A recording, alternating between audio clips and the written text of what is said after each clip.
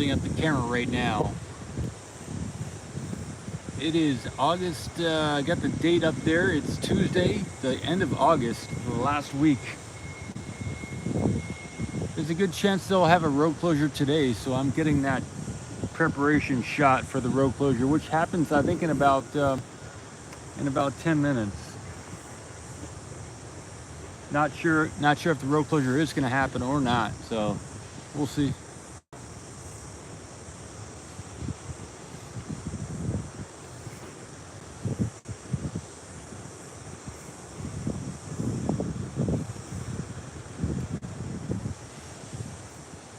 Hey John, good morning. Hey.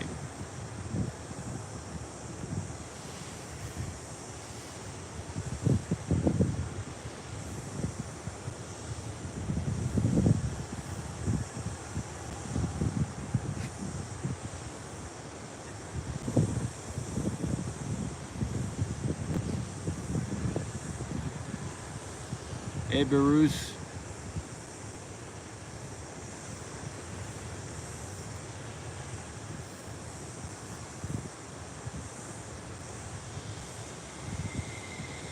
I'm going to adjust the camera here.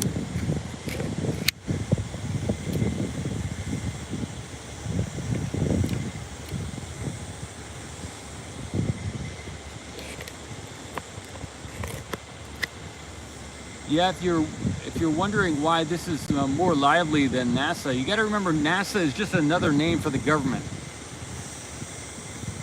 NASA is just the government, everybody, and they chose a different name to confuse people, but it's really just the government. And the government's a group of people. It's a corporate, industrial, military complex. So it's a bunch of corporations who've convinced you that there's something special.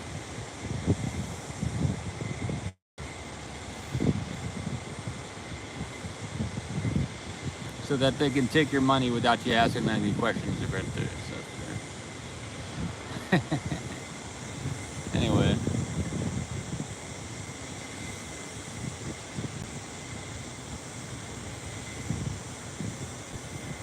A lot of people like to protect their jobs, so they'll lie to you to keep their jobs. So, you know.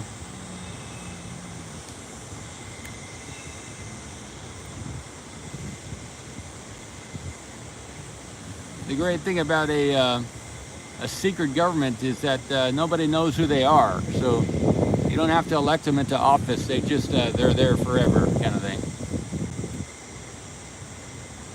When you don't have to vote for people, when you don't have to get voted for, that's you got a steady job there. So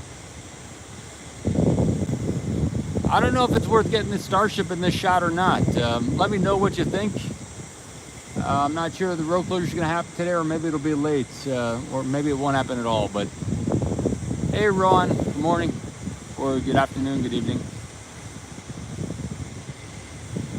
Station 240. Well, it's kind of predictable a little bit that the NASA would have a problem. The U.S. government always runs always has an overage. It's also good for the government to not do things on time, because then they keep getting more money to fix it, right? So everybody believes in the government, so they'll give the government as much money as they want, right? And it's good for the government to get money right now because they're diluting the value of the dollar. They're trying to reduce the value of the dollar. So because they got a lot of debt, they got a lot of corporate government debt, and the way forward to get yourself out of debt is just to dilute the value of the debt, so that you can just not have to worry about it. So if you have a $30 trillion liabilities, if you can dilute that debt, then it'll disappear.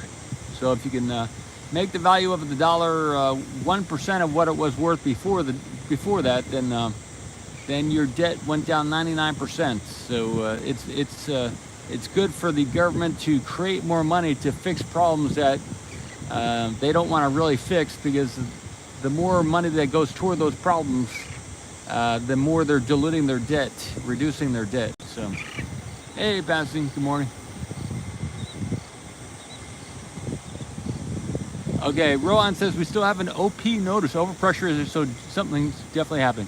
Okay, thanks, because I was wondering about that, Rohan. That was going to be my next question, whether anyone's seen anything about that. I'm leaning on a bench here, so I'm causing this to shake a little bit, but let me know what's the better shot, to keep the Starship in the shot, or maybe to do something where I'm just focusing on the booster and zoom in a little bit more. Something like that.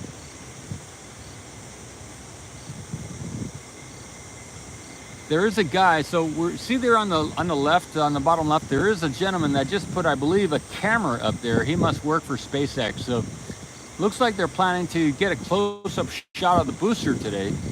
That was one of my thoughts. Todd says August 3rd. Oh well, thanks. I'll fix that later today, VW. Hey, Jeet. Yeah, it is Paul. Elon, Sticky Bar. No one, last channel, times D. Hey, Takinin, the Starlink was it worked for a couple, for like 4 days, and then it stopped working. There were a couple issues, and so I tried for a full day to try and get it working, and it wouldn't work again. I don't know if it's just I think maybe the hardware is very delicate, and if you're in a truck moving around or an RV or something, when you have it stowed, you have to protect your Starlink, or if you're at your house and you're moving it around, you got to. I think the Starlink is more delicate. I think the previous version of the Starlink was cost like $3,000, and the newer square version costs about $1,500. So I think they streamlined it quite a bit. I think is what I've heard. I've read some people say that. So I don't know if it's more delicate now or not, but it stopped working after transporting it from here in a box back and forth to my remote camera site. It's a really bumpy road over there, so if I did get it again, I would have to protect it to have more foam insulation and stuff while it's in transport, and that'll make it harder to move around. Okay, Station 240 says Ukrainians had problems with chips breaking off the PCB on their Starlink dishes. Okay, yeah, maybe something like that happened.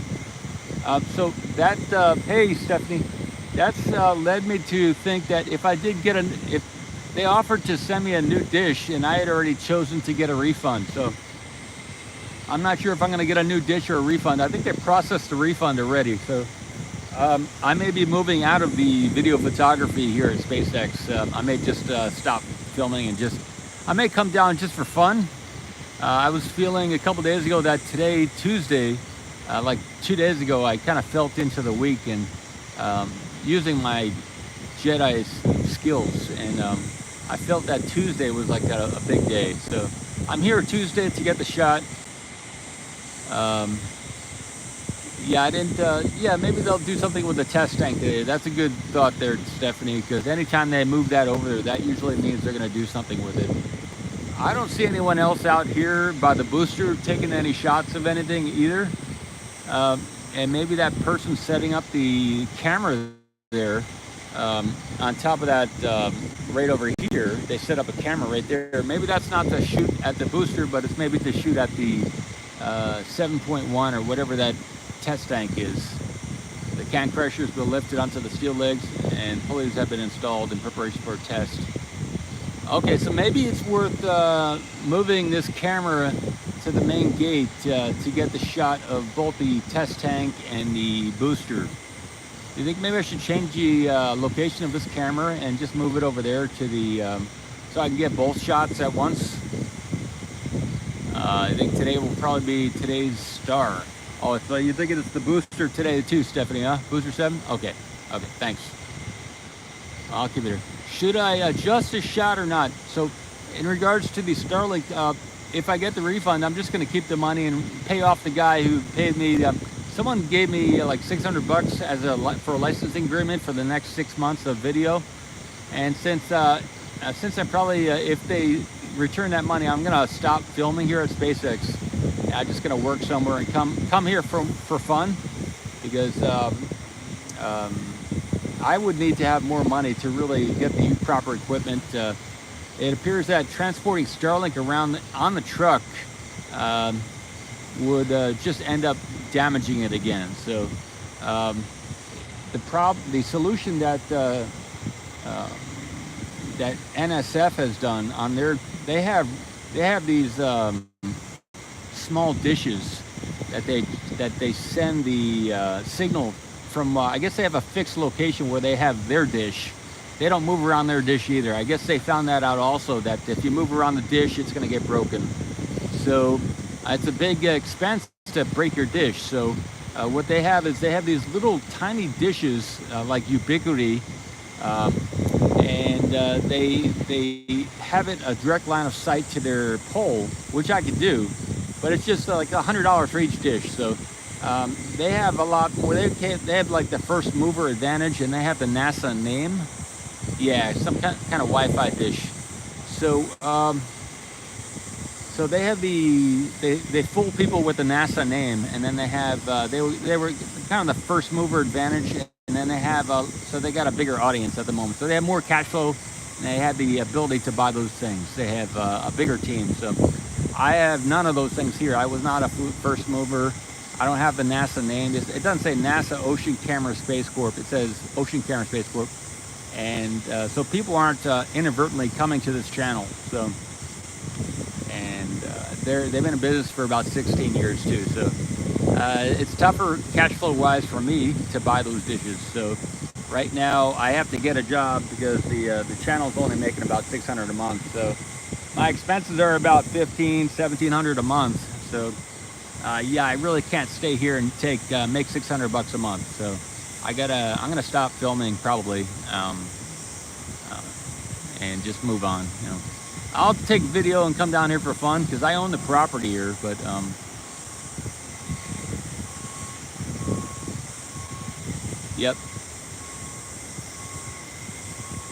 yep, I will, John. Thanks. I'll keep in touch. Yeah.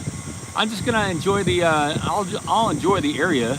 But I'll either stay here and work here in Brownsville, or I'll move to another state or another city.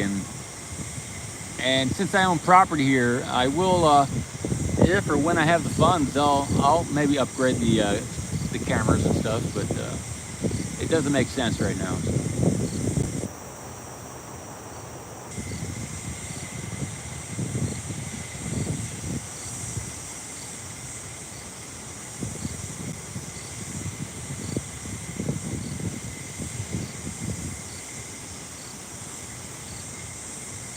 Hey John, you have to put an Ocean Camera Space. That'll do it.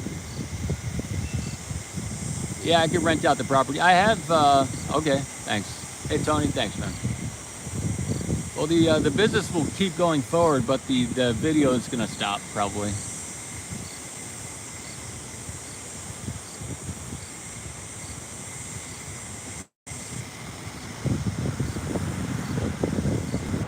So I'm planning to, when I get the refund from the Starlink, to repay the guy who paid for the 6 months licensing agreement and then just move on. So.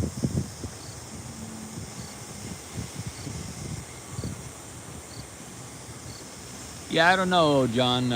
If more people watch the show, maybe it would go directly to us as well. So.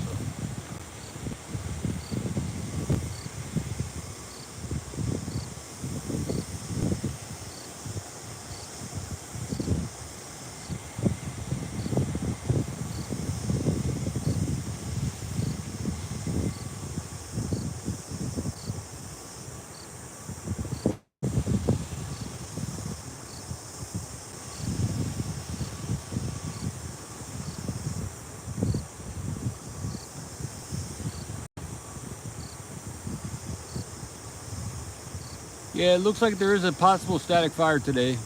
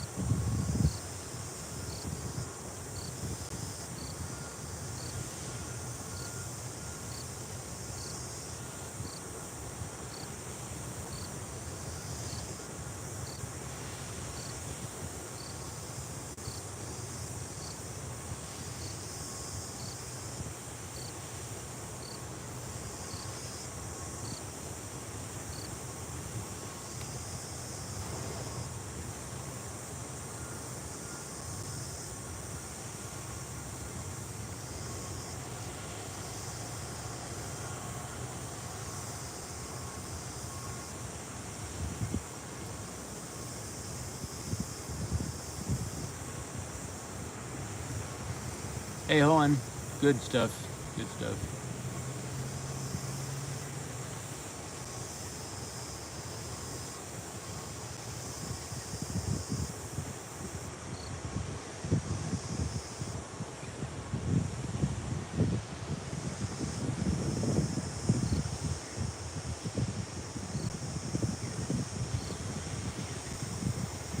All I can say is you guys got to realize that I'm not a beginner when it comes to meditation, and everything I've said about meditation is true, and that has not gone anywhere on this channel. So the people are mostly interested in the unknown, in the evolution of space with technology here at SpaceX, and that's not the core. That's not what I'm about. I'm about the getting the video imagery of the oceans in the solar system. Nobody has stepped forward as far as wanting to work on that with me. So, you know, this is a nice thing we're looking at here at SpaceX, but I'm about the ocean cam mission. So I want to get into the ocean. If there's a place where I can jump into the ocean with a camera and get some interesting video footage, that's what I'm interested in. Right here, I'm maybe wasting my time doing stuff that people aren't really interested in. So, yeah, so the oceans and also the meditation. So, and there's, I have an opening. I mean, I have the ability to give stock to 1 to 2% to all the different team members that might join. But so far, this crowd is not the type of crowd that wants to participate in an ocean cam mission. So I have 100 million shares. I'm willing to give 1 to 2 million shares to each person over the period of 10 to 20 years. To get that 1 to 2%. So 1 to 2% of 100 million is 1 to 2 million shares at $150 a share. So far, nobody has been interested in that type of share inheritance for participating in the Ocean Cam mission. So that is disappointing that this crowd, I'm not reaching any of those people. So, but that is the offer. And there's about 25% that would be given to, sold to investors. And so 25% of 100 million is 25 million shares sold at $150 a share is it's a good amount of money that the company would raise by selling to investors. The board members would each make about 2%. So it'd be about 2 million shares also for the board, 1 to 2% over a period of 20 years. So, and as people leave their post and then a new person is hired, that additional person would step into that person's place and continue on to receive shares. So that 1 to 2% is, I've already figured out who would get what, but nobody's interested. Nobody has the skills. Nobody has the passion. So that's another consideration. So.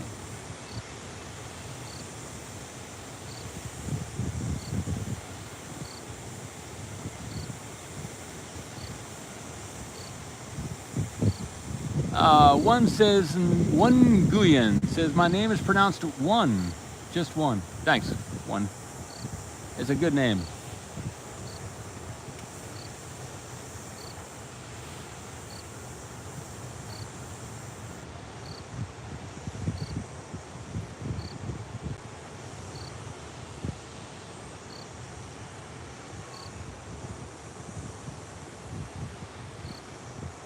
All right, we're getting some venting.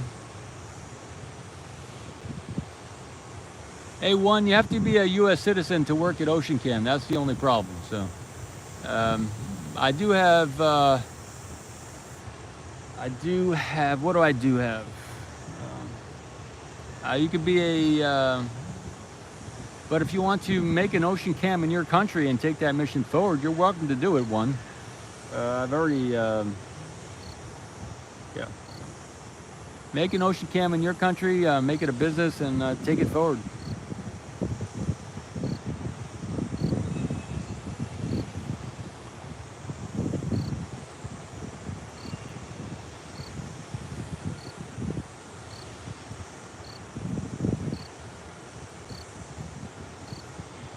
All right, John, good stuff.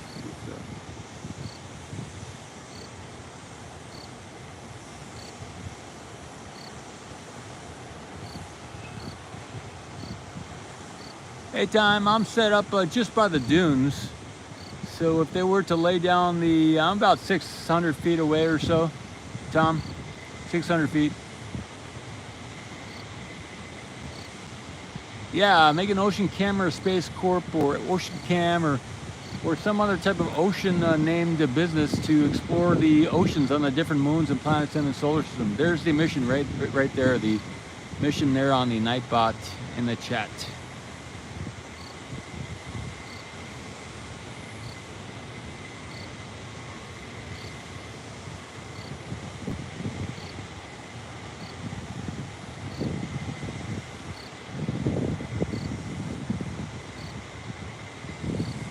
All right, no road closure, says Tom. Okay.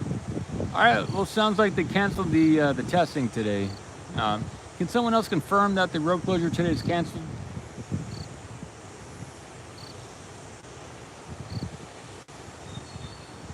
We're seeing a lot of venting there below the booster.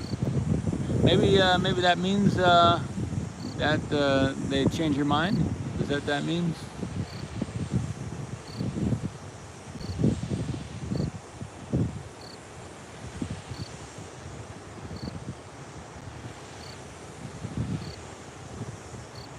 Oh, they haven't yet. Yeah, okay. Thanks. So the road closure is still in effect, everybody. We're still making plans for that.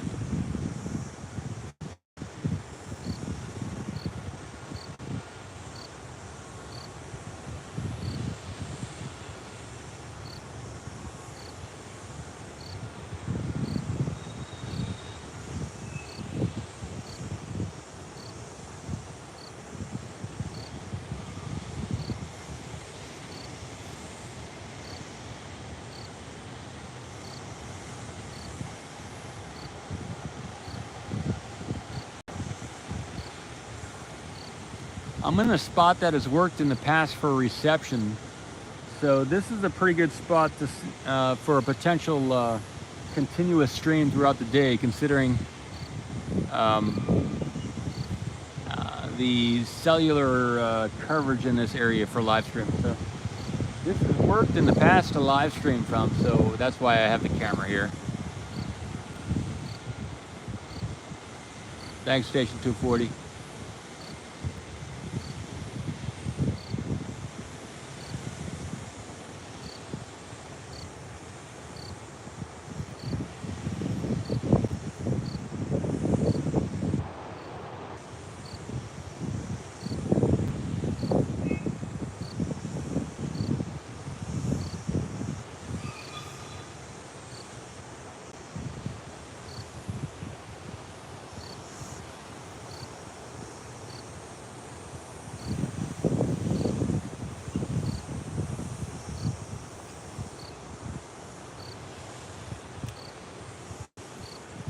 Yeah, hold on.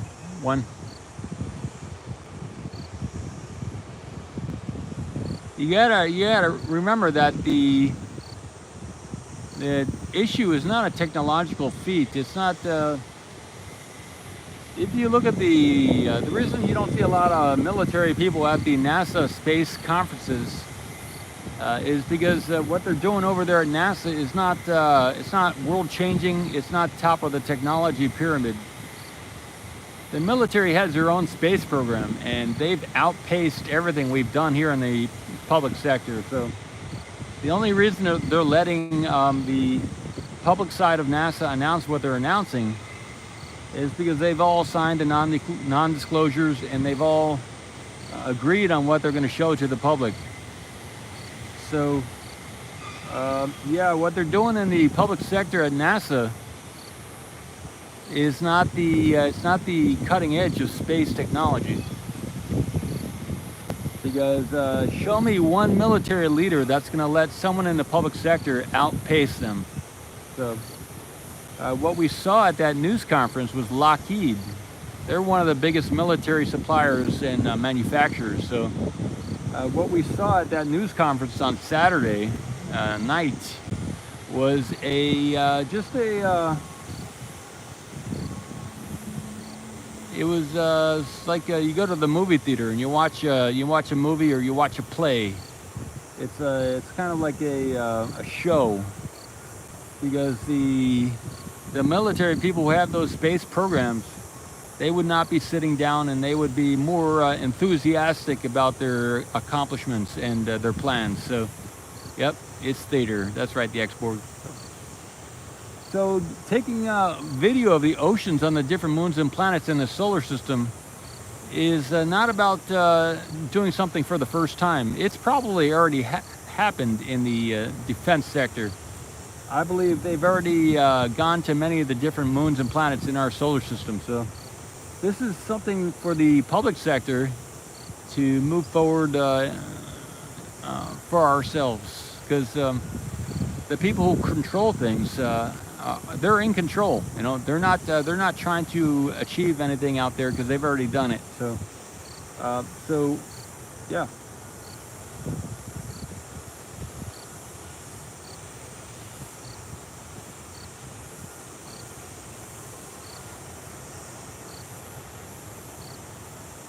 All right, that's good stuff. Yeah, National Geographic, I don't trust them either.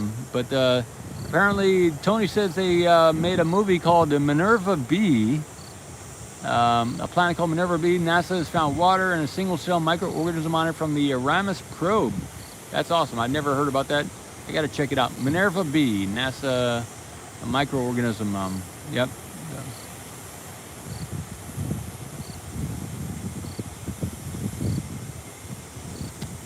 Yeah, level 1 or 5, yeah, somewhere in there. Okay, Dom, thanks. So apparently they're moving stuff off the pad, and maybe the sheriff will come down and say, hey, we got to go, we're closing the road. Good.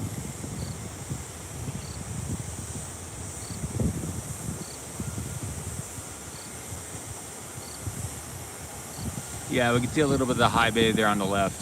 Thanks, man. They probably do make that bubblegum, JB. Good stuff. I might have to hide you from the channel, JB.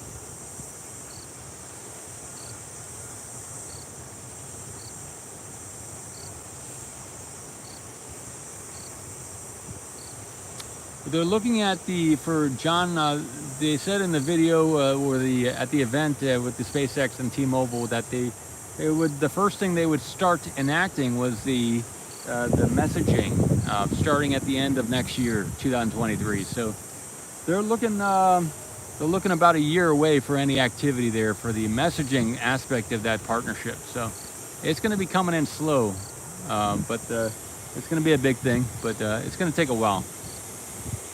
Hey, Jimmy, good morning. Hey.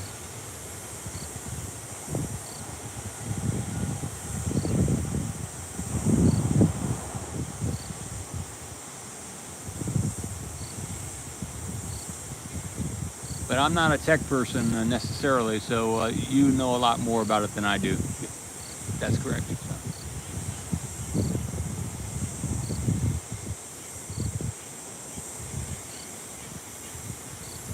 I'm going to move the camera to the right here a little bit. There we go.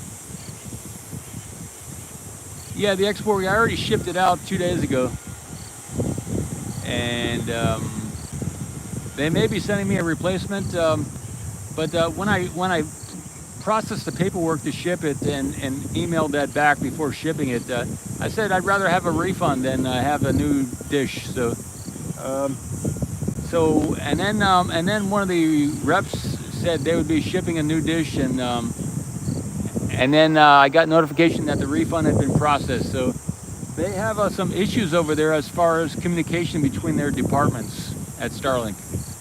They don't have any telephone support as well, so it's all just by email or just by their. They have a support line where you check in, but you can't really talk to anybody on the phone. Hey, not sure about how long it's going to take to for any type of road closure to happen here. Not sure. Sometimes it'll take about an hour for before the sheriff closes the road, so it could take till 9 or so. The export, I requested to have it just refunded, cash refunded,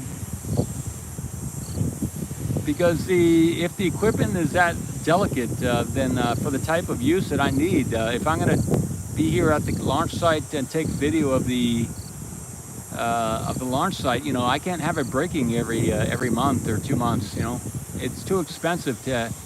So it would have to be at a fixed location, and I would have to have these little satellite dishes or little ubiquity dishes on my trucks and stuff, with an extra laptop, and it would take more equipment, because if I were to have that remote camera fixed, I would just have that view from my remote camera site, which could be good. I mean, that'd be nice. And then, but if I ever wanted to get a close up here of the, like I'm getting right now, I would need with a higher resolution. I mean, I can use this camera that I have now, and it could be sketchy, but if I ever wanted to get a good 1080 or better close-up view from here, I would need that dish or some type of ubiquity smaller repeaters or something. That's about $100 per dish too. So, and I would need an extra solar setup, and I would also need a laptop. So it would take like double the amount of equipment. So. Yep.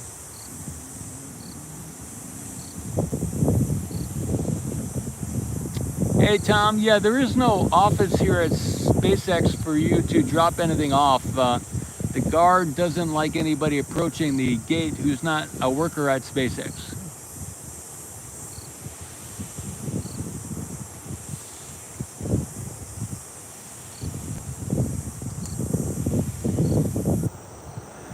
Captain Pike, nice to see you. Good morning. Thanks. Yeah, sure.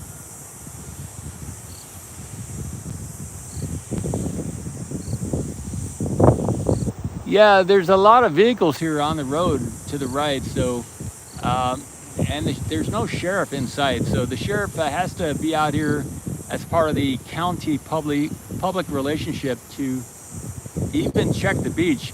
There haven't been any sheriffs checking the beach yet today, so maybe it's not going to happen.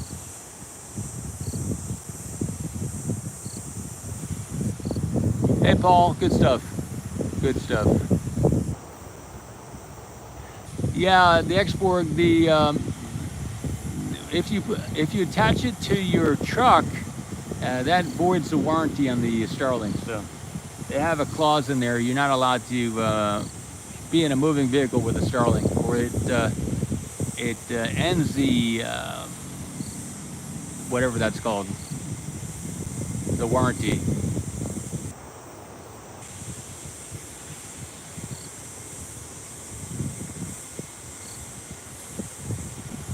The connectors on the Starlink are very delicate too. So if you're going to unplug it every day and plug it back in, that's a lot of use on those connectors, and the cords will most likely get damaged.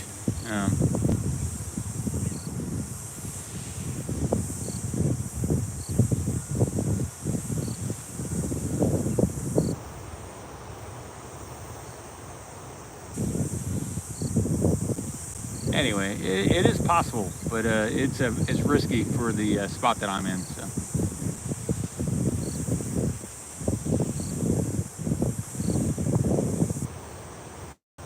A lot of road closures here had happened at 10 or 11 a.m. So they recently moved the road closures to 8 a.m. and maybe they're just going to shoot for the 10 or 11 a.m. road closure time frame. So they could easily just push things back to the normal 10, 11 a.m. start for the road closure. You know.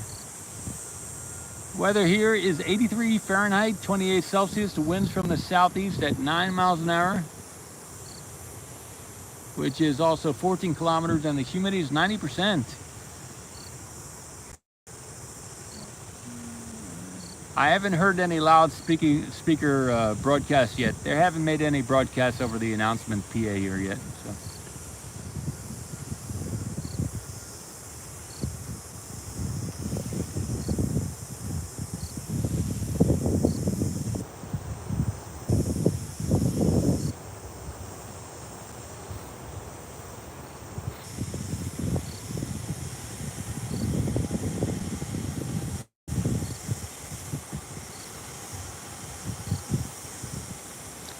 So to accomplish a OCEAN mission, you got to realize that if you're going to depend on a military organization, the U.S. government, aka NASA, you're not going to get the video imagery that you want. So any mission in partnership with NASA is not going to give you that unedited, unerased, whitewashed view of what's there on that other planet. There's going to be so many different interests involved in that, getting that video footage. So NASA spaceflight.com is not going to give you that video footage from another planet.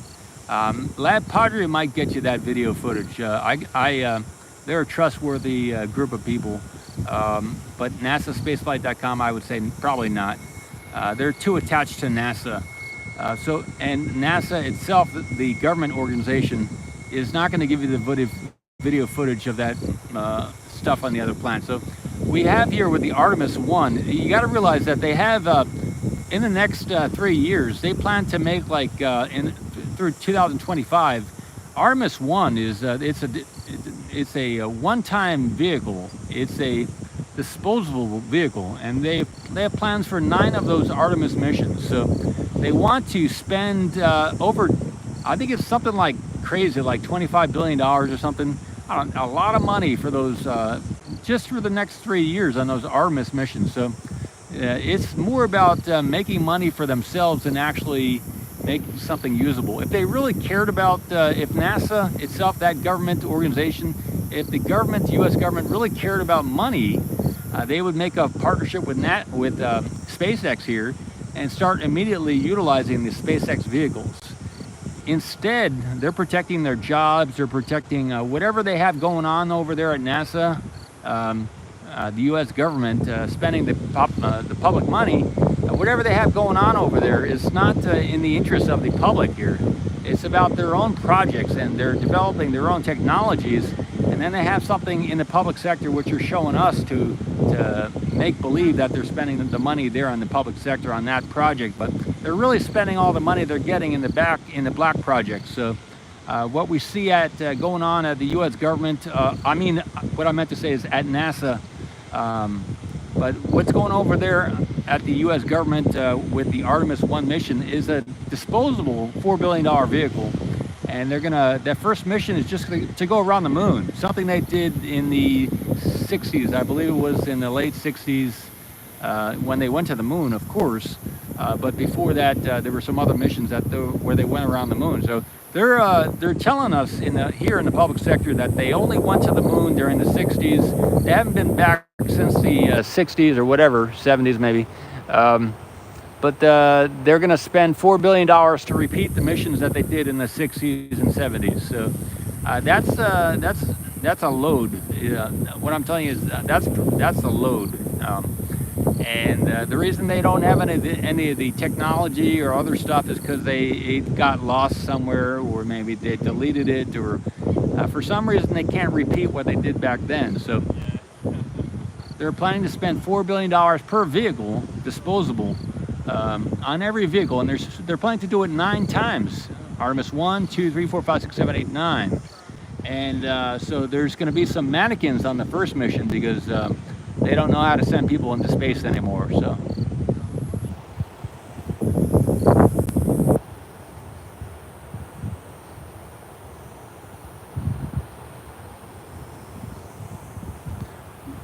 So if they really cared about money and doing it fast and cheaper, they would form a partnership with SpaceX, NASA and SpaceX, or the government and SpaceX. U.S. government and SpaceX could form a partnership, which they already have in a variety of different ways. SpaceX is already providing stuff for the government, but this one organization within the government, this independent government agency, which gets the money from the public, or maybe just gets money from the Federal Reserve, which prints it out of nothing. Maybe just goes to the computer, types a few digits on the screen. NASA suddenly has $5 billion to do whatever they want to do, and with no oversight except for the Vice President of the United States. So that agency over there, that independent government agency, NASA, is kind of a wayward child, and with a lot of defense military projects and a few public projects as well. So yeah, pretty interesting how they make their how they do things over there at the government agency, independent government agency, because they're very independent over there at NASA. They're independent, unique thinkers and spenders of public money. So, but it's all for the public good, because it's diluting the national debt when they print money at the Federal Reserve, which is neither federal nor is it a reserve. When they print money on the computer screen over there at the Federal Reserve, it takes about a half hour probably to type in a couple $1 billion worth of money, you know, that, you know, a couple $1 billion in a half hour's work. That's, you know, that's that makes sense. Yeah, but they have to dilute the debt in the public sector. They have like $30 trillion on the books in the public sector.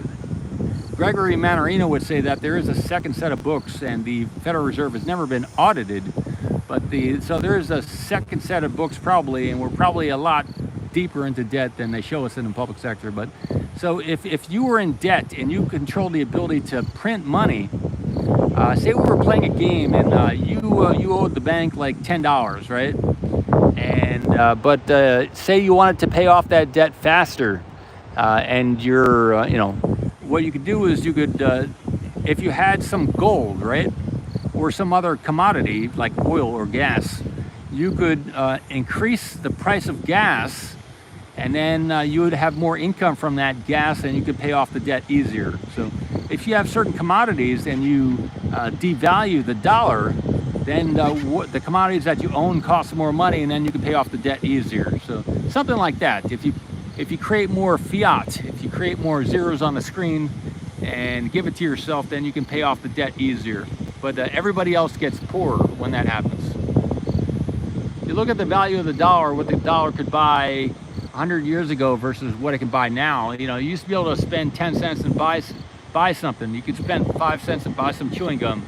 Today, you got to spend at least $1 or $2 to get some chewing gum, right? So that's because of the dilution of the purchasing price of the dollar. So that's through the mechanisms over at the central banks like the Fed and the other central banks. So that's the reason for inflation. It's not, you know, if they create more cash in the system, then that causes inflation. So the goal for the government is to reduce the debt, and they can reduce the debt if they reduce the purchasing price of the dollar by another 50% or 70%. So, and that'll cut the debt in half, because you got to remember they're continuously giving themselves an equal amount of money every year. They're creating money out of thin air and giving it to themselves. So they're creating the same amount of value of money for themselves every year over there in that group of people that we call the corporate government. Corporate government is creating value out of thin air and giving themselves the same amount of value while decreasing the purchasing price of the dollar and the other fiat around the world. So they're continuing to maintain or get richer while we have to struggle.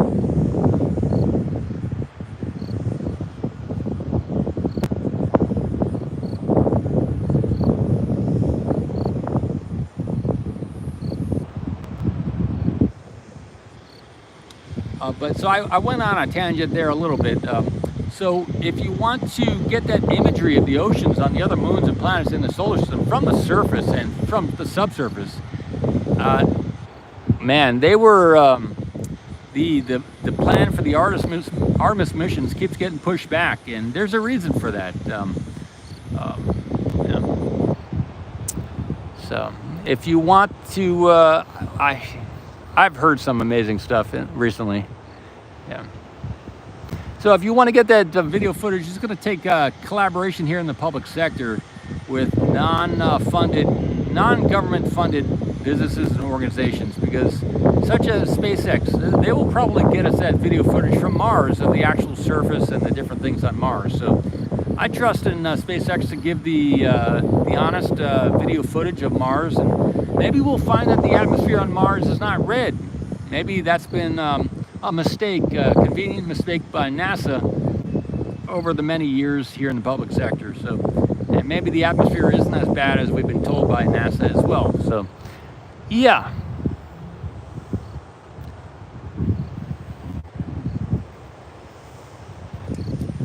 But essentially, with the Artemis missions, we have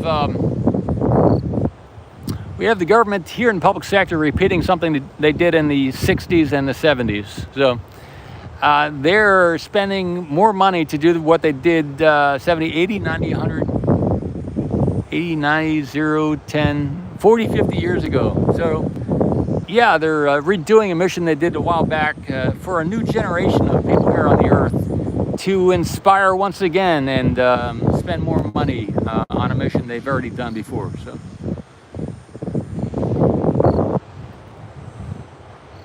Probably if we rely on NASA, the outcome will be the same as 40, 50 years ago. So you're not going to get a newer outcome over there with the government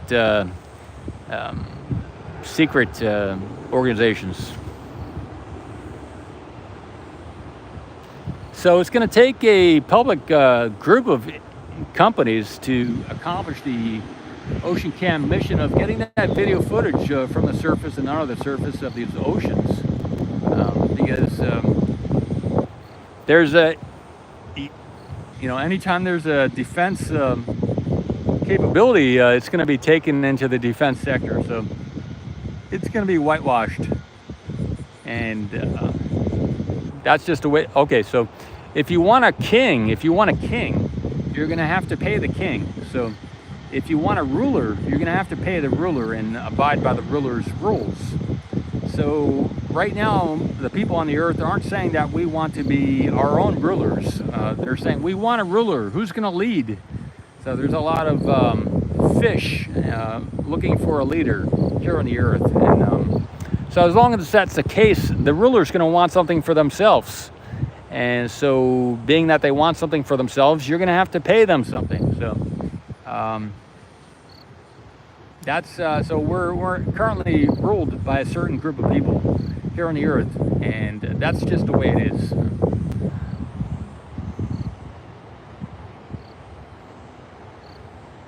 Hey, Mart. Sir Chris.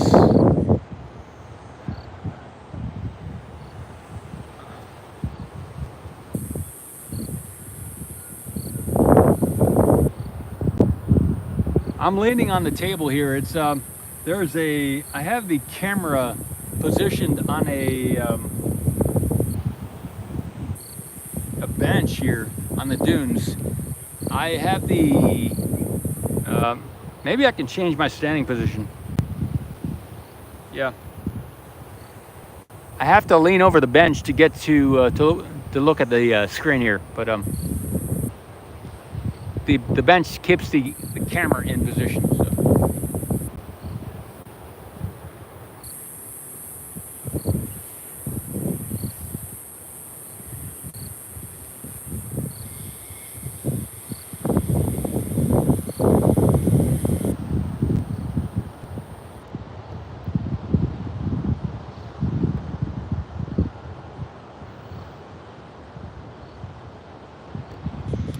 Yeah, you got to remember, just like there's a shark, there are a lot of little fish that swim around the shark. So the problem is a lot of little fish like to swim around the sharks here in the public sector. So that's why the rulership continues, because a lot of people like to swim around those sharks.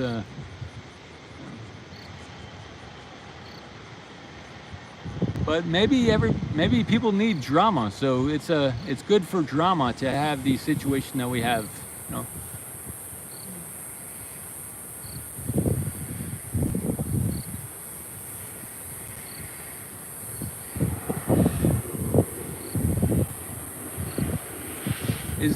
Is that a pretty clear shot of the launch site there, or is it a little fuzzy?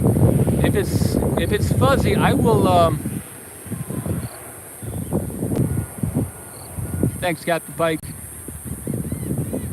If it's fuzzy, I'll zoom out a little bit, but let me know if the image is pretty clear.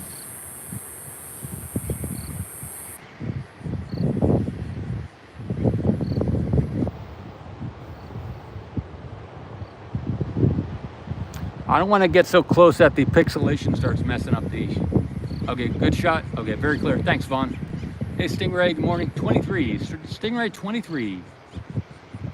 Let me see what it said. The tank farm, there is a little activity at the tank farm. Just a little, like every 8 minutes, I think it gets the some venting there at the tank farm. Hey, West. Thanks. Yeah, I don't want to zoom in too much more. We'll get into the digital zoom and it'll get pixelated.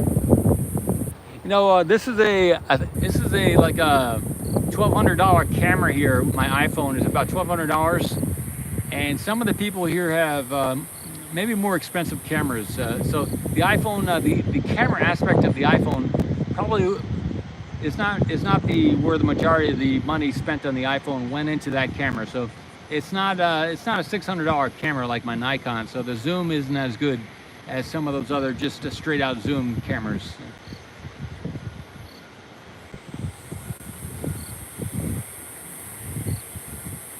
But it's a good it's a good compact setup for a live stream.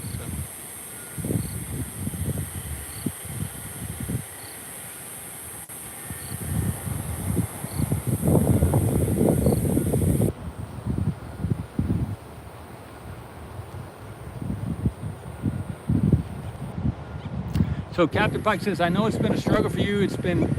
I've been there, but the struggle is real, but so is the fight. Never give up. That's right. Yeah, I'm not into fighting anything here. I'm not really fighting anything here. So, yeah. The way I see it is there's one awareness throughout the universe and the galaxy and the solar system. So there's just the one awareness. So everybody everywhere is really just me doing these different things. So there are other organizations here, other businesses like NSF and Lab Padre, who have cameras and they have great shots. So that is me and that other body over there taking the video footage. And so I am accomplishing the close-ups, and maybe me as an individual personality don't need to be here because another me and another body is getting the video footage already. So Captain says no sheriff at the LBJ Boulevard over there yet. So that's where that roadblock is. Yeah, no sheriff yet. So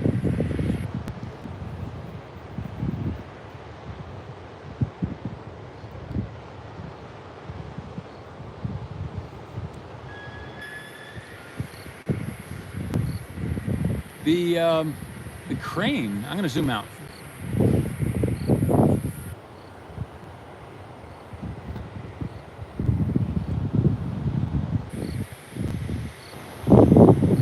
The crane is over the road. You can see they normally stow it there.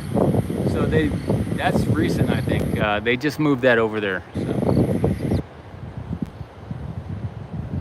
Before, I think it was over at the Starship. So the Starship is on its own. It's not being supported right now.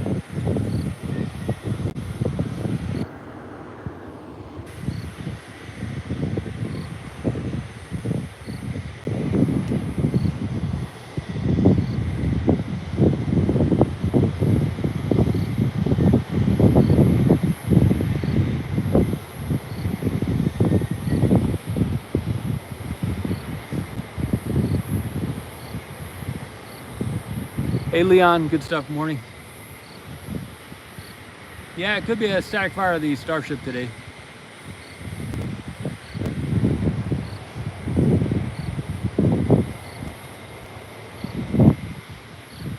But someone, there is a camera on this, I said it earlier too, there's a camera right here in that storage container.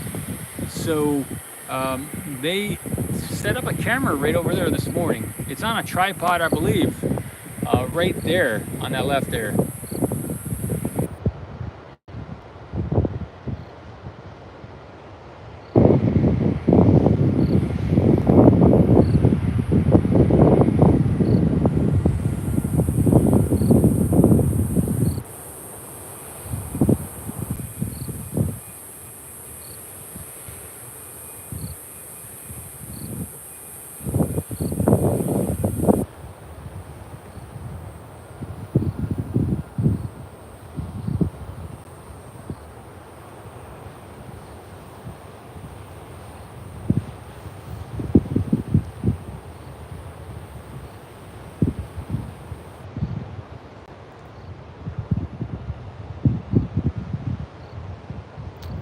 Okay, so Captain says they're clearing under pad B, so maybe a static fire for 24.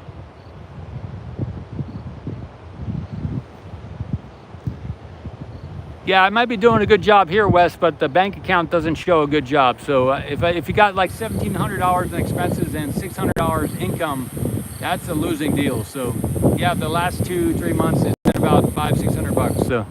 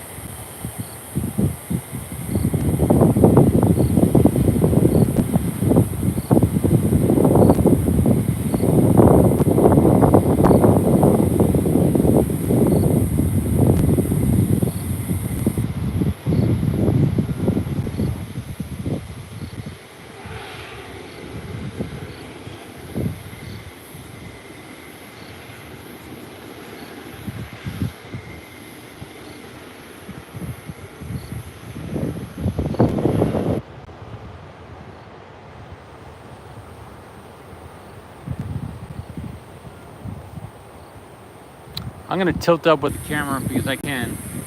It'll take me a while to get this shot again, but I'll tilt up for now. Get the whole. I'm gonna get the booster and shot here. It's a really nice shot, so I'm gonna get it. See if I can get this shot here. With the way I position the tripod, I can't really get it that easily. Let me see. Let me just pull the tripod back here. We got. Nah. Yeah.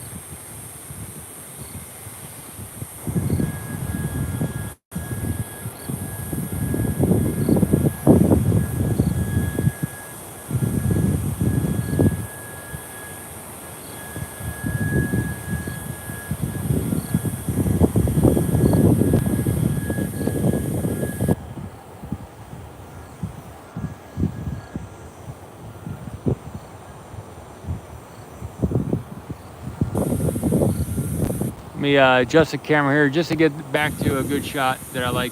Just a minute.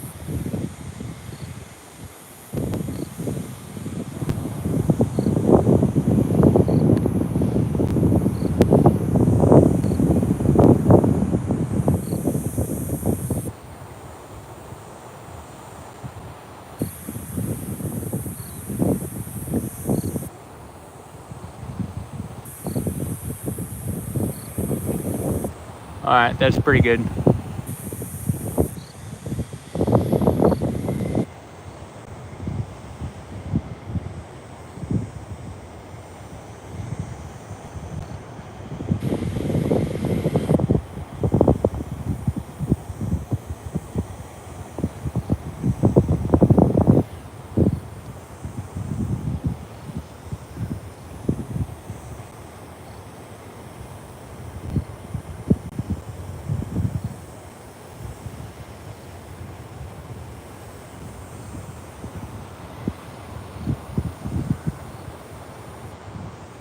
There are a couple of things I can do to make it a little bit more steady here throughout the day. So I'm gonna get some things from the truck, and I might be able to make this a steadier picture here. Yeah, I think I can do that. I'm going to adjust a few things here. I'm gonna change a shot. Make that like that so it doesn't jiggle. I can go down like that.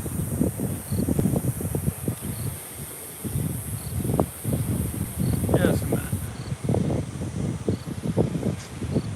Carefully get the shot here.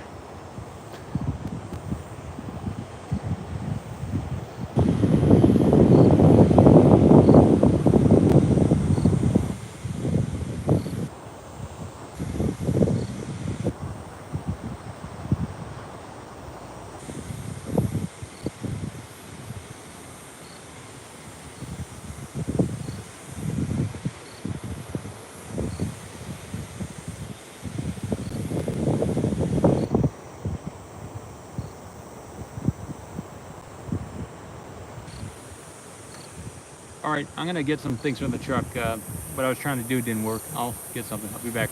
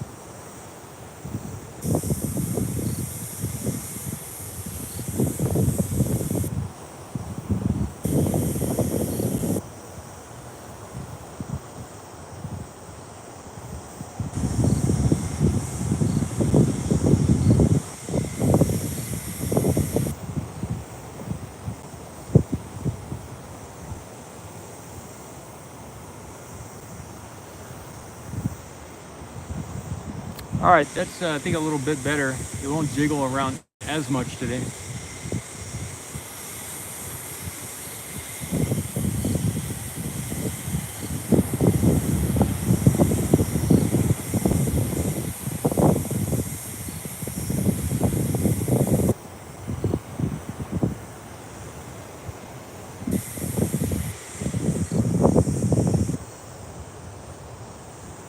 Looks good. Good. I was just thinking to ask, how does it look?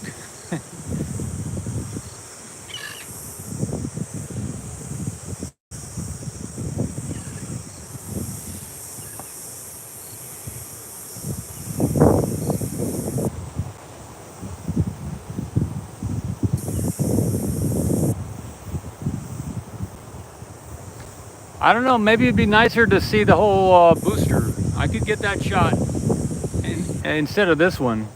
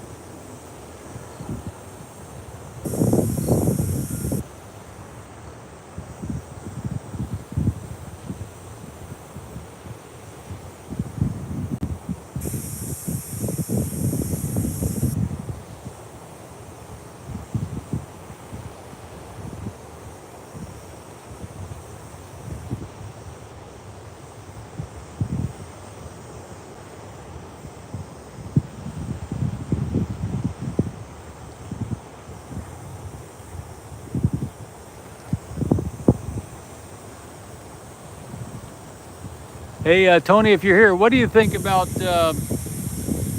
and Stephanie and Sir Chris, what do you think about the shot? Better to do the shot we're looking at, or better to do with the full booster on the tower?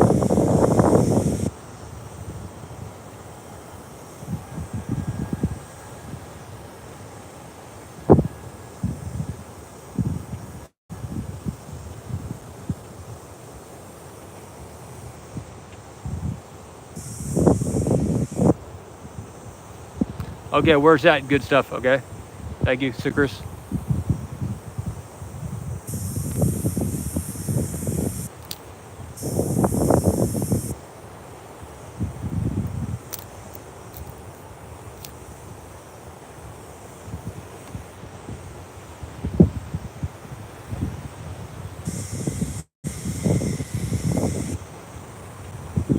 Okay, good stuff.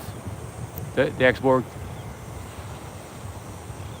Yeah, the mic's not going to be good today, everybody. It's as the wind picks up, the mic is going to get worse and worse. Because I can't buy right now. I can't buy anything, everybody. So running on a shoestring budget here.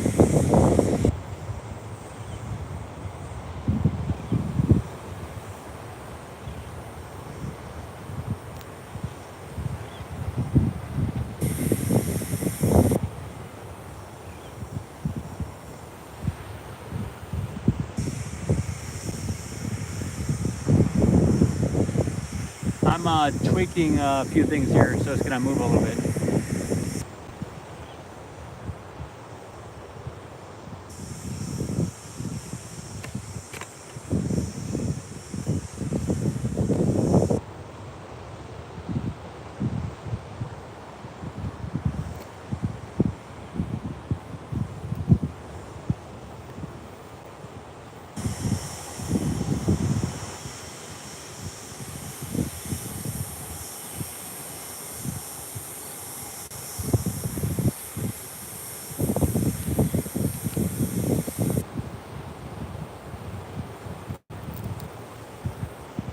There is a guy named Dan Pena, and when he talks about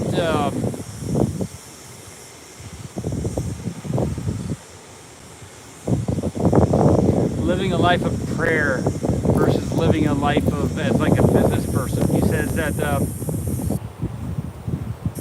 he has a lot of nuns and monks that pray for him because he donates a lot of money to their cause. So he his method is to become rich and then have the people he donates money to pray for him. So that's when it comes to prayer versus a life of making money, that his view that was that he can make money and give it to people who pray for him. So maybe it's more powerful than the life of prayer. I know he is extremely wrong in many ways, but that is a good point that he brings up.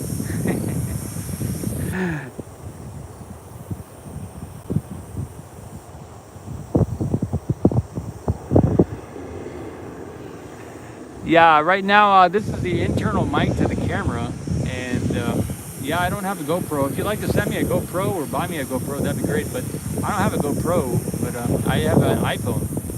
Yeah, an external Bluetooth mic is possible, just costs some money, and it has to be recharged all the time.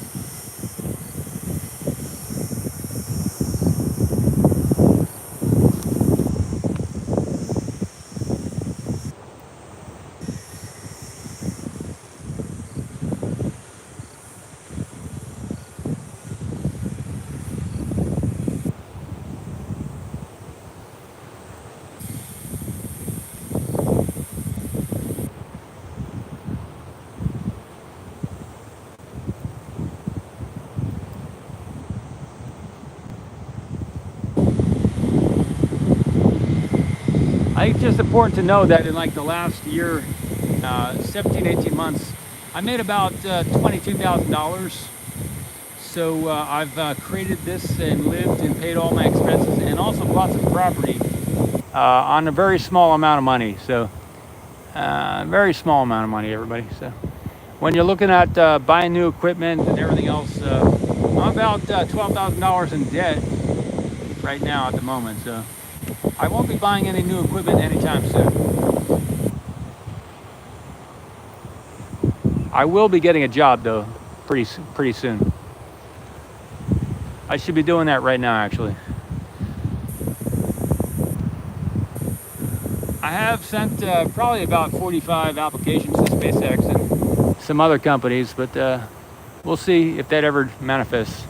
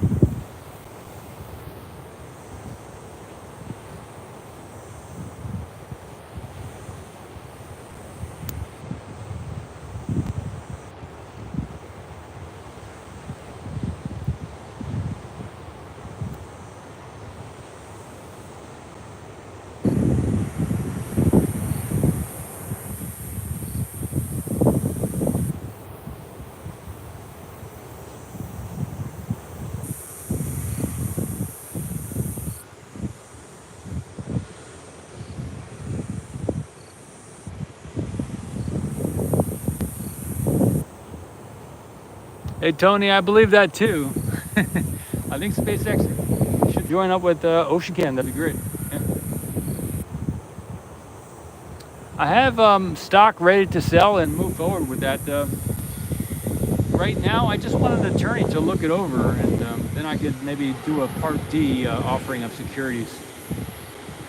you can only sell to like 35 people in a 90-day period for a unsecured, unaccredited investors. You can sell to about 35 unaccredited investors. So if I were to sell 150 shares to 10 people, that would be about $1,500.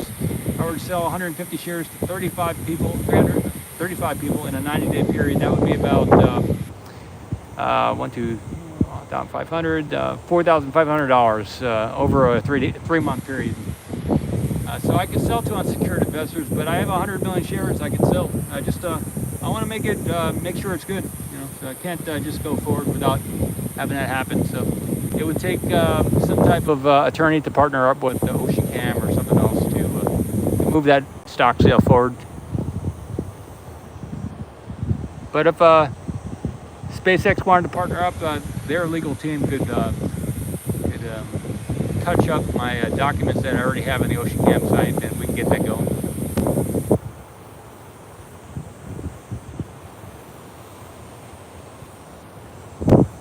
Maybe I can adjust the camera here a little bit. Looks like things shifted a little bit. I'm gonna rotate the camera a little bit here. That's better.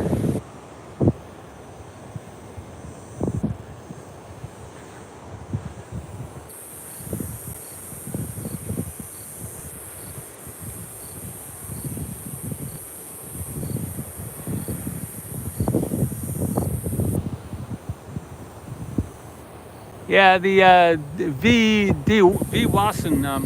If you could tell me where the mics are on the iPhone, then I'll be able to do that. But I think there's more than one location for the mic on the iPhone. So even if you did cover one part of the iPhone, it would still be picking it up at another spot. So yeah, the best solution once the road closure happens is for me to for you all to just turn down the volume, because it's going to get, as the wind picks up, it's going to get windier and windier. Front, bottom, back. Front, bottom, and back. There's one on the back too, huh? I didn't know that. Let me check it.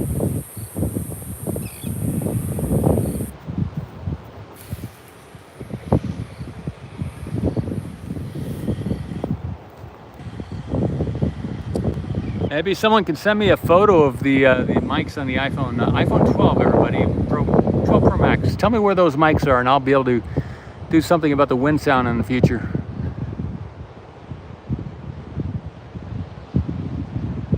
Send me a picture, maybe in there's an email. If you do !email here, you'll get the email to OceanCam. Or you could just post a photo on Twitter or somewhere else, you know, maybe in a video somewhere. I'll look at all the comments that come in on the different videos and stuff, so I'll see it if you post it somewhere.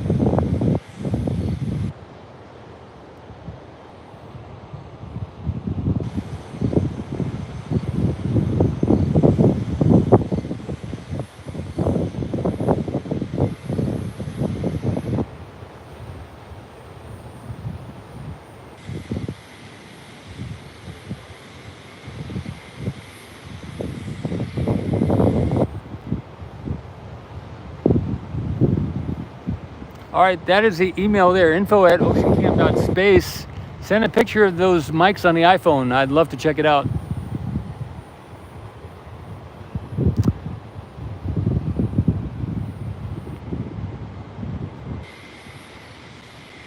The exporter says they're not all active at the same time. Good stuff, thanks. Why interested in SpaceX? I was, when I was a younger kid, interested in space.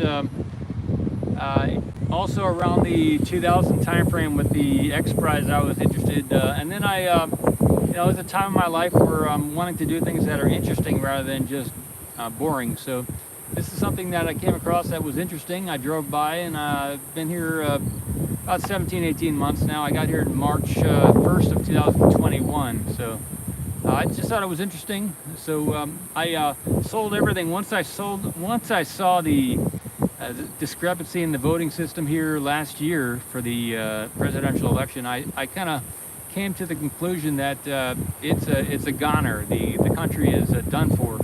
So might as well just sell everything and do something fun. So I'm still in the process of doing something that's fun. And so I'm here at SpaceX doing these videos.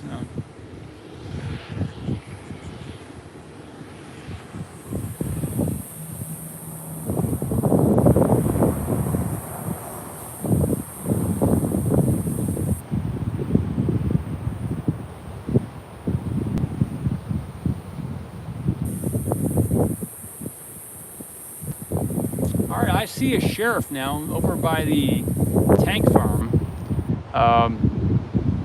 They don't have any lights on or anything like that, so I just seen my first sheriff for today.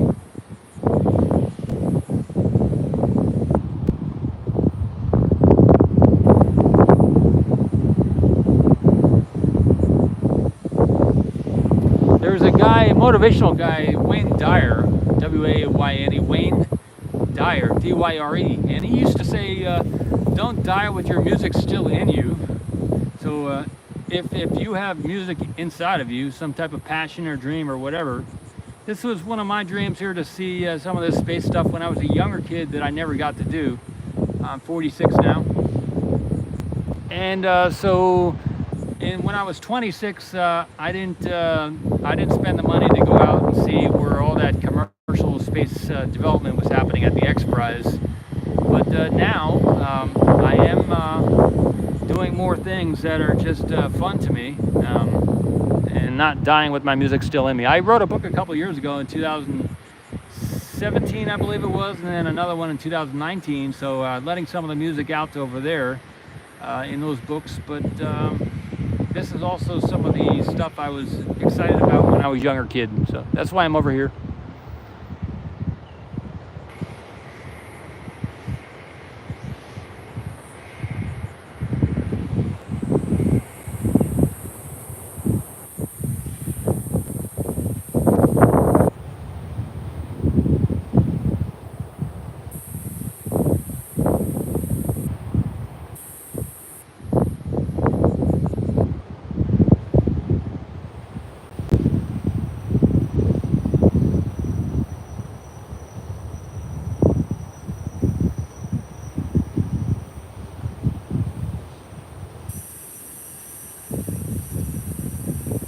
It looks like the rulers of the world are not the presidents. It looks like the rulers of the world are, I mean, we could say it is the Switzerland pharaohs, the pharaohs that live in Switzerland, but the descendants of the Egyptians. But we could also say that the we could say the Vatican is the ruler of the world, or we could also consider that maybe the central banks of the world are the rulers of the world, and the families that own those central banks are kind of the rulers of the world. So they control the money supply, and it's been said in the past by one of our presidents that whoever controls the money controls I think the people or the government or whatever. So whoever controls the money, which is the central bankers, control the money, maybe they control the world at the moment. So, and who makes up the people who own those central banks? So as more money is created, the central banks make a percentage of whatever money they create out of thin air. So the more money they inflate into the economy, the more fiat they create, or central bank digital currency, or whatever. The dollar, the actual printed dollars, or the volume of those dollars is much smaller than the amount of currency on computers in the form of digits. So the digital dollar is already a thing. We use credit cards and all other types of USD denominations, and the derivatives are much bigger than much bigger than the stock market. So the digital dollar, the digital fiat, is much bigger already. It's already a thing. So as the people create these different digital products, they make a cut off of those. So they want to make more and more digital products. So so they kind of, and Gregory Mannarino has said this, that the derivative is actually controlling the price of the actual product.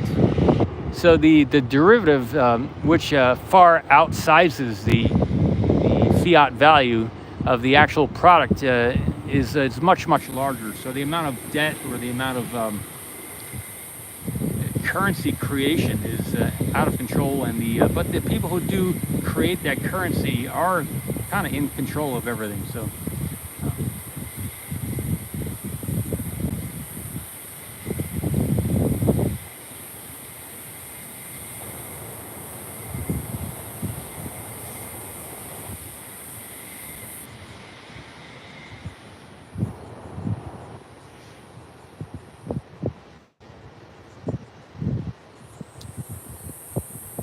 there was a book written by Buckminster Fuller called Grunch, Grunch, Grunch, Gross Universal Cash Heist. And it was said that inflation was caused by the people who create the fiat in order to steal money from the other people. So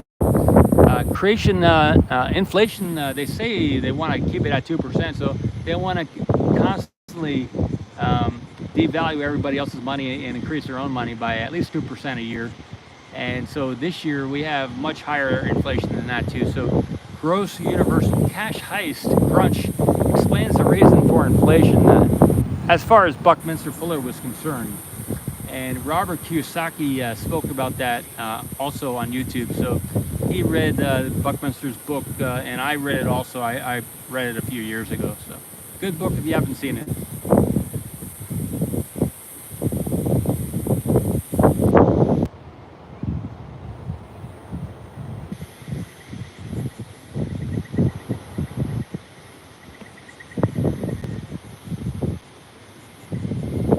I don't know if this road closure is going to happen. The sheriff is here. Let me know if the road closure gets canceled. But the thought again is that they're probably maybe shooting for the 10 or 11 a.m. closure if they're going to do it today. See what time it is. Let's see what time it is. Let me see. It's 9:14 a.m. So.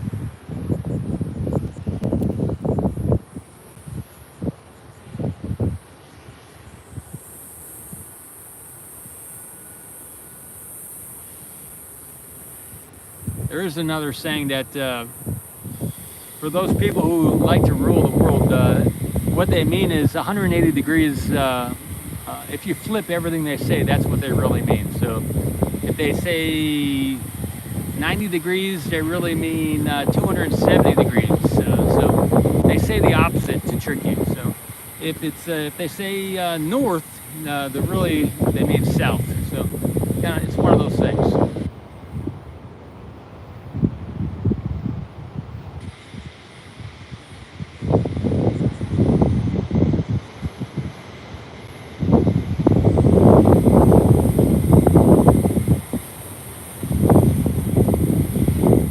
I think another word they use is invert. You have to invert it. You have to turn it upside down, and that's what we really mean. So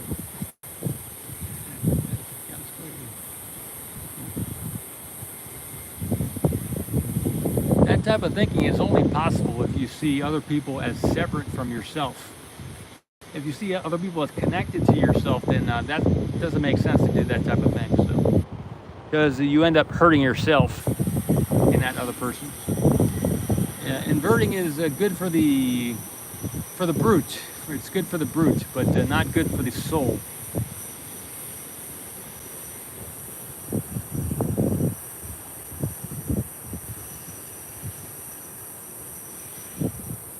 There is a Latin term called et tu brute. Et tu brute? I don't know how it's pronounced, but that means you too, huh? Et tu brute.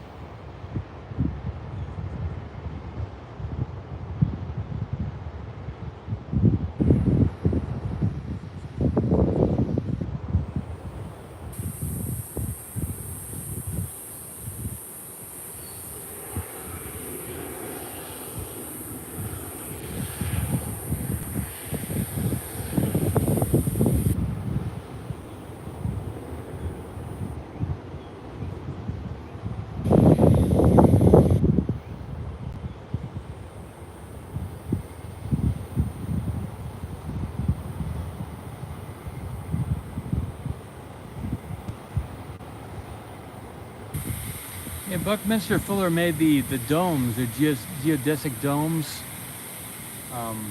Has to be half equilateral, equidistant domes.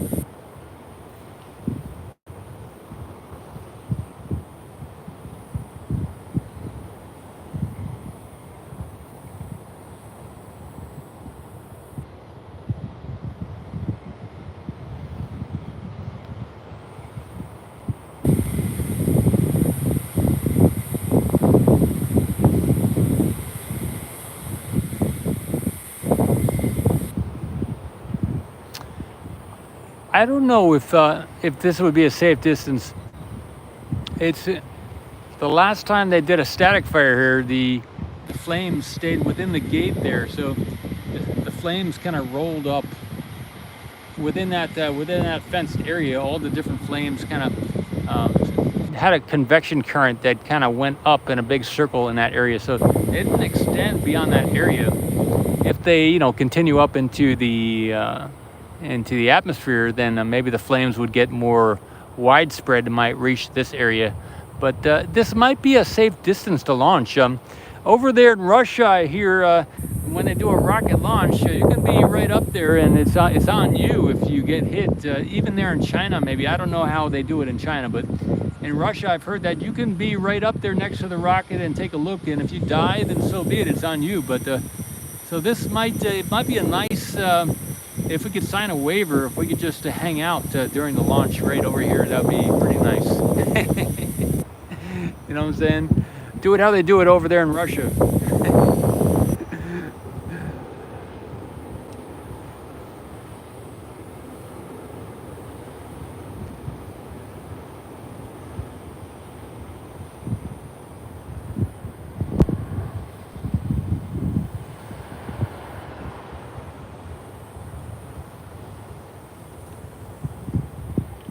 Hey, VW.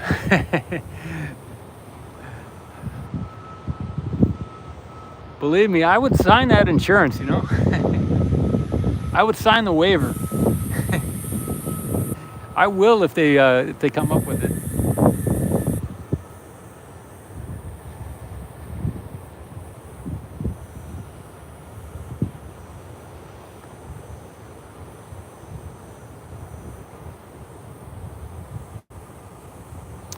Essentially, what we have here with that with that diameter of the booster there is a 30. It's about 30 feet wide, or 9 meters, right? So 30 feet wide, a 30-foot dome is basically the inner structure of the booster there. So it's not a dome shape, it's a vertical shape. So you got more up space, but you're going to have about a 30-foot of living space diameter. So maybe when you get up there into space, that'll be more space because you can float on the ceiling and stuff. But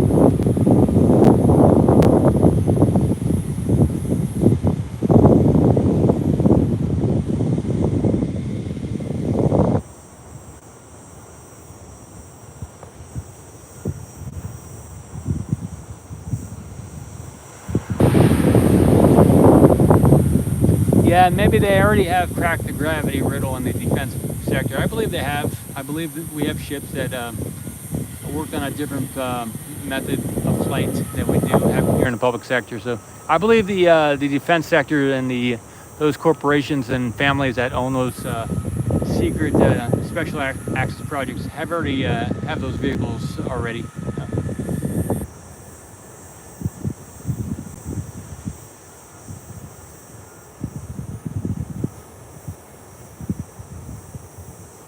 Yeah, apparently there's like a lot of slave trade, even going back into our history, our known history here in the public sector. There's apparently, even now there's a lot of child trafficking and other stuff like that. And there has been commentary that even maybe in the defense and the space sector, that there is off-planet slave trade already here going on. So those ships that don't operate off of rockets, using that other gravity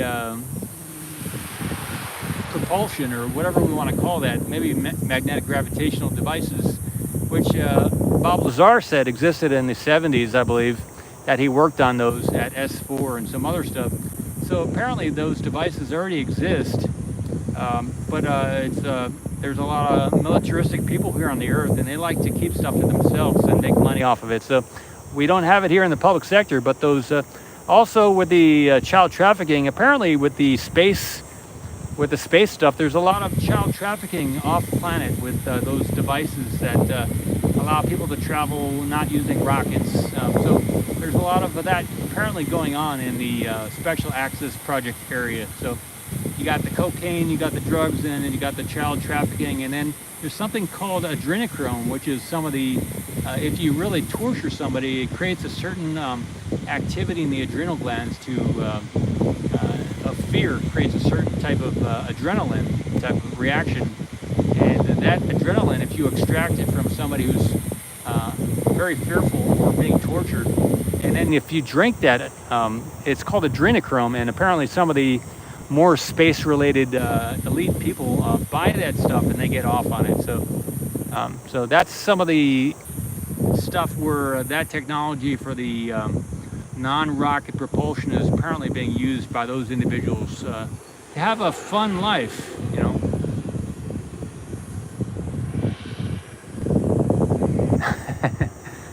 So that's what we're up against, people. But all we can do is keep at it here doing the good thing, and maybe those other people who eventually will suffer and will see the downfall of their ways and come back to the good side of life. One of the issues apparently when you start drinking other people's blood or adrenaline is that your own body starts to misbehave. So if you consider that there is a soul, or there's a personality which inhabits each separate body, there's only one soul throughout the galaxy, or there's only one being, only one awareness, but each individual body has its own specific soul or offshoot personality. So if you start drinking someone else's blood or adrenaline, it starts affecting your own functioning of your body. The sheriff just went down to the beach, turned on his bright lights. So they may be starting the road closure here, or just running after a person going down the road with their truck at the beach. But the sheriff just is pulling someone away from the beach. They may be starting that road closure later this morning. Looks like they are going to start something like that. So someone just drove toward the beach, and the sheriff is pulling him away, trying to get him to turn around. So, but yeah, if you drink someone else's adrenaline, just like if you do a blood infusion, it has to be a match for your own blood type, whether you're O, A positive, A negative, B negative, B positive, AB.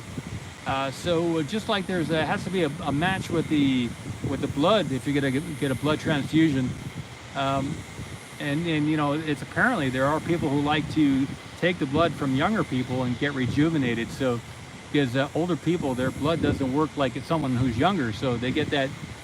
Maybe they get it in a good way from somebody who donates their blood, thinking they're helping the world or someone.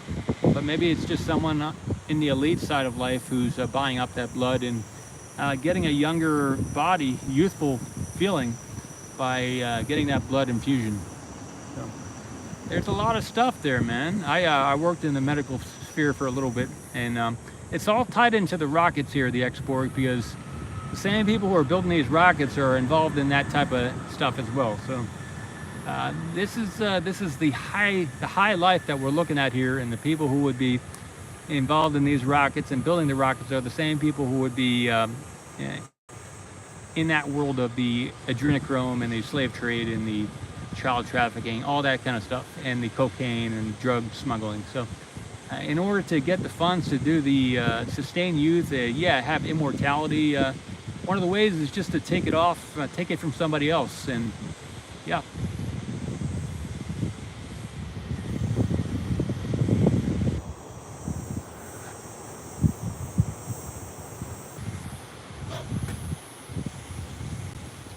But the reason there is this secrecy, you gotta keep going back to, why is there this secrecy? If we do have this technology in the military sector, where we have anti-gravity devices already, why isn't it here in the public sector?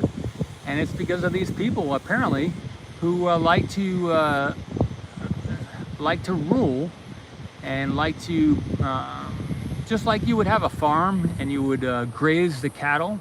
At a certain time of year, you kill the cattle and you cut them up and then you eat them. So in the same way here in the public sector, you know, for so many years we have good times, the people get fat, and then you come and you cut them up and then you eat them. And so you eat them financially, you eat them maybe through the hospital, maybe you extract the organs through organ harvesting, as they do in China, or maybe some other stuff. So this is it's all interrelated, everybody.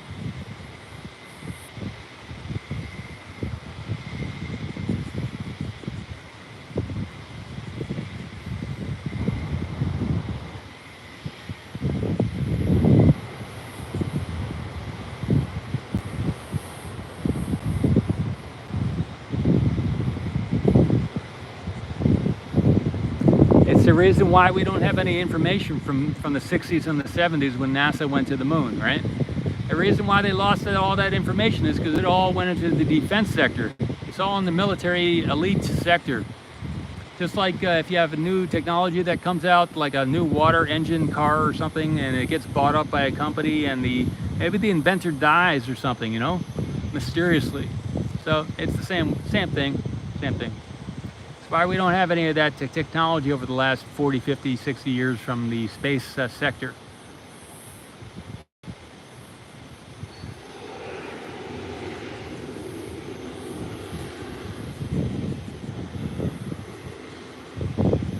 It's one of the reasons why what we're seeing here at SpaceX is so amazing. We're actually seeing someone who still cares about the people, showing it out in the public view, and we're actually getting to see rocket development here at a quick pace.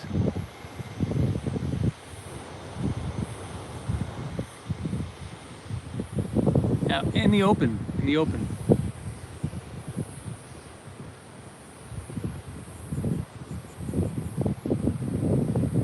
Yeah, and everything in my experience, everything is interconnected. So everything is it's one being interacting with itself. So there's no hand that is not aware of what the other hands are doing. So at some level, whether it's on the conscious or subconscious, everybody influences all the actions.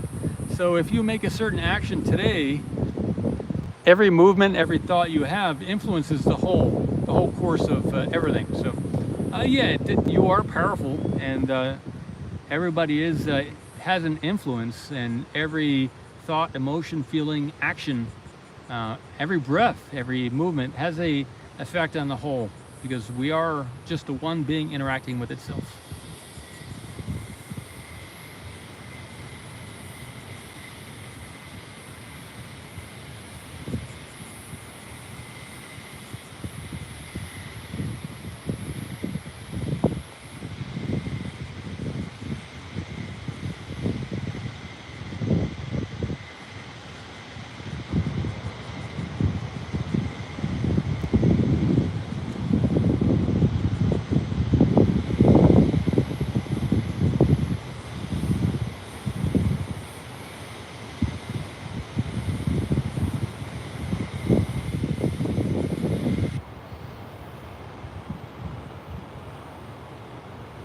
There is a concept of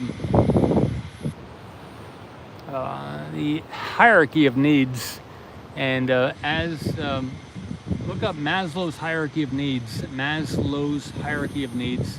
I should put this in the Nightbot so it comes up occasionally. That is what's important as far as achieving and experiencing the ultimate. To take care of the base layers of the Maslow's hierarchy of needs, and as you get toward the top, you can relax and experience the more transcendent states. The adrenochrome and the drugs and all the other stuff is a lower level, or maybe a mid-level experience of reality. So if you have a pyramid and you want to get to the top or even above the pyramid in life as self-actualization, the drugs and the adrenochrome and that type of thing, the materiality, the physical body aspect of it, is in the middle of the pyramid and lower in the pyramid. So you're really, it's a mid-level drug. You want to be elite and you're doing these things. You're not going to be elite and doing these things. It's going to keep keeping you in the center of that pyramid. You want to get above the pyramid, maybe to the top of the pyramid, or even above the pyramid, the circle above the pyramid. That is the oneness, or the one. You want to get there, but as long as you're doing these drugs and other things, harming other people, you're going to be funneled into the center of that pyramid rather than to the ultimate experience of the pyramid. So it's ideal and beneficial for you or for everybody else to move beyond the adrenochrome and the other drugs and stuff and go into the finer and more subtle, supported, balanced aspects of life. So that, because when I was younger, I had more money and I was more at the top of that pyramid. Now I'm struggling a little bit. I've already experienced the self-actualization, so that's already happened for me. But I'm back toward the middle to the base of the pyramid, struggling to satisfy the material needs. So when I was going towards the top of my pyramid in my 20s, I had all those things satisfied so that I could experience that peak experience. So I'm redoing it again, restarting, rebuilding the pyramid for myself, the Maslow's hierarchy of needs. But for you and for other people to experience that self-actualization, you really have to you gotta let go of some of the lower stuff in the pyramid. You gotta make sure it's taken care of, but you gotta keep moving on. You can't get caught up in the evil or the darkness. You got to move on, and you got to experience some freedom. You got to experience some flow, natural. You got to be a little bit disconnected from the here and the now. You got to have it all in place. It has to be organized and balanced, but it has to be good, because you don't want to go to the crappy areas of the universe. You want to go to the expanded, amazing areas of the universe without you can't do it on drugs. You got to get there without the drugs, and you got to get there naturally. So maybe you can get some toad venom and you can get it that way. But there's different samadhis, so different areas of expansion. If you can survive through some of those things, maybe maybe you can do it on ayahuasca. I've never done ayahuasca. I don't plan to. Maybe you can do it. There's some people who talk good things about that.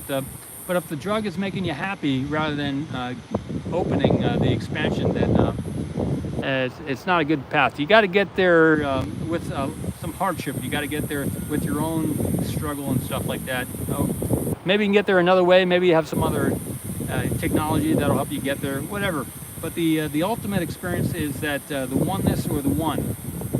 And so if you're stopping anywhere in between with some type of feeling or action, the ultimate is the oneness with everything, whether you're in your body experiencing that connection with everything and goodness and flow and relaxation and all that kind of stuff. So if you're not experiencing the goodness, the flow, the relaxation, if you're more about personality and intensity, or if you're more about the controlling, manipulating, you're not at the top peak of the pyramid. You're actually toward the middle part of the pyramid. So if you like being in the middle and you really want to be at the top, it's better to let go of those things, mend your ways, and do better for yourself and the world. Because at the peak of the pyramid, you realize that everybody else is, you are everybody else, and everybody else is you.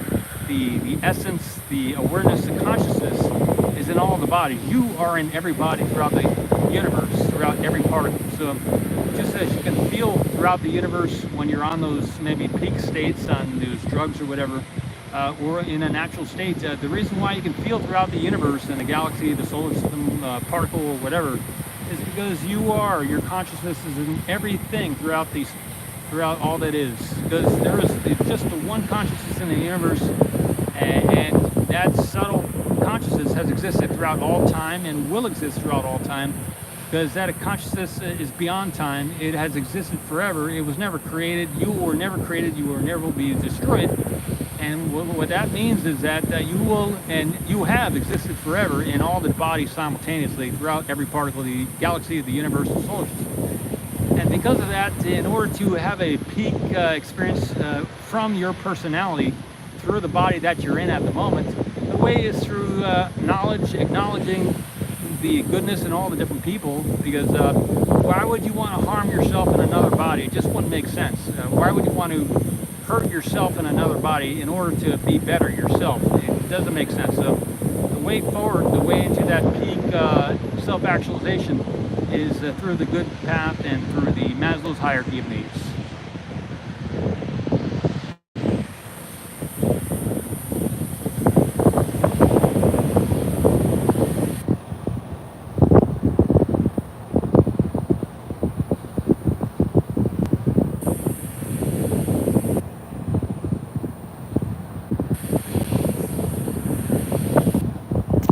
Hey, Nguyen, good stuff, good stuff, man. We're hitting on the same stuff there. Awesome, you're already familiar with the Maslow's hierarchy of needs too, good stuff.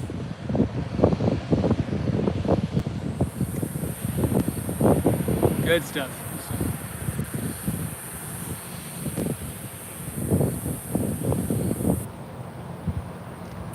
All right, I might be able to adjust the tripod here a little bit. I'm going to adjust the tripod, maybe get a little bit better. I'm trying to make it good so it's good for the whole day. Yeah, I think there's a little sand under the tripod, so it's sunk down a little bit. I got it better now. Here we go.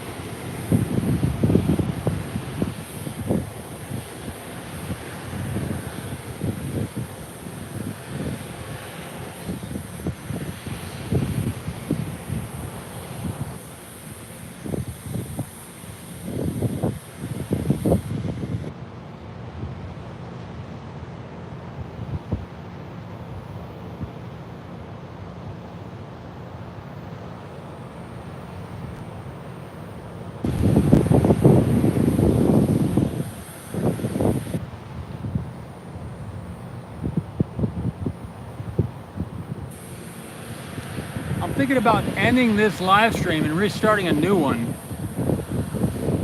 It would ensure the information here is saved rather than as we go over the 12-hour mark, it would get deleted later this evening after the 12 hours hits.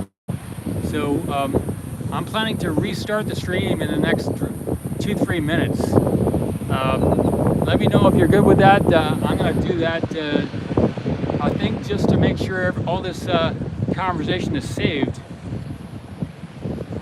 Alan?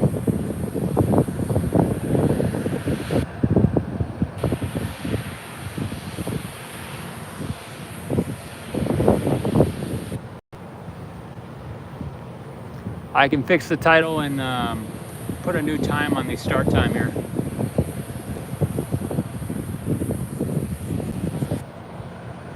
All right, got a thumbs up from Tony. That's good.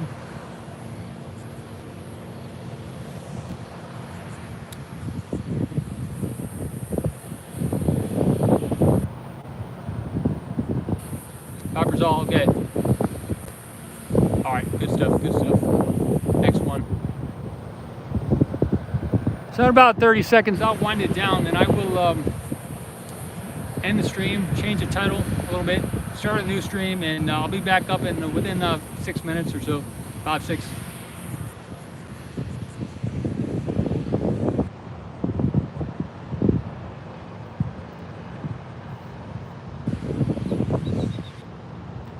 All right, winding down. Paul Michaels, Ocean Camera Space Corp. CEO, where the mission is to film and video the oceans on the different moons and planets throughout the solar system.